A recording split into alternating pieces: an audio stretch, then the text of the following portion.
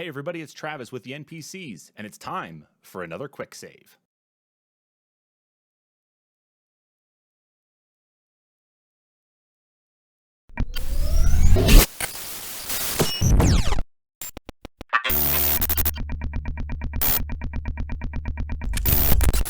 For October 12th, 2021, here is what you need to know. Beloved video game channel G4 is finally returning to the airwaves this November. The video game channel, which shut down on linear TV back in 2014, releasing videos after announcing it was coming back last summer during Comic-Con's Comic-Con at Home event. Original stars Kevin Pereira and Adam Sessler will be returning back to their original mantles as hosting Attack of the Show and X-Play.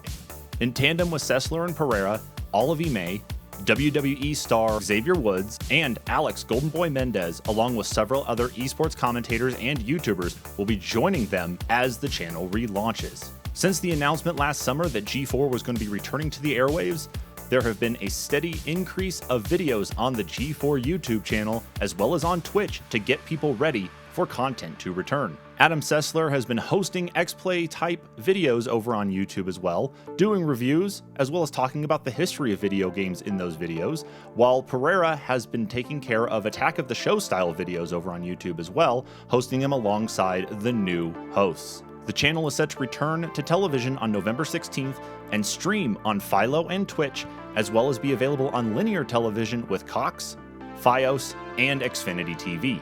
Next up in the news today is Epic finally admitting that the Fortnite Imposters mode is actually based on Among Us. When Epic Games originally announced that this mode was going to be coming to Fortnite back in August, a lot of people out there realized that this was taking direct influence from the Among Us game, which had become so popular during the 2020 COVID-19 pandemic. Back when Fortnite Imposters was originally announced, several members of Innersloth took to Twitter to express their dismay over the lack of a collaboration between them and Epic Games. Victoria Tran, the community director over at Innersloth, tweeted out back in August, quote, "It would have been really cool to collab, haha. Just sad indie hours right now." Also, lead programmer over at Innersloth, Adriel Wallach, also tweeted out a picture of the "I made this, you made this, I made this" comic, and then replying out, quote, "Anyway, just feeling pretty bummed today.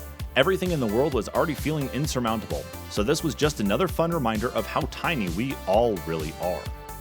However, not all is lost with a collaboration between Innersloth and Epic Games. Following the tweet of the patch announcement today, both the Among Us Twitter and the Fortnite Twitter were talking back and forth. Quote, "Hey Among Us game, since you're here, we've got something we wanted to ask you."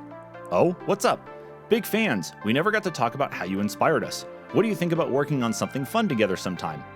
"Yes, you have your agents contact our crewmates." "To our DMs." Of course, we don't exactly know what this collaboration is going to be, and of course, credit is finally being delivered where it needs to be. But it's going to be interesting to see exactly what type of collaboration comes up after what Epic has already done so far and what Among Us is already known for. Last up in the news comes an article from Kotaku talking about how hackers were able to get a Sega Saturn emulator running on the Nintendo Switch by hacking a game. In the report from Kotaku, publisher City Connection released new versions of Sega Saturn games Cotton 2, Cotton Boomerang, and Guardian Force on both the PS4 and Switch. However, hackers with group GBAtemp.net were able to find a way to load other Sega Saturn games onto the Switch using the emulator built into the City Connection games. City Connection states that their emulator name is Zebra Engine.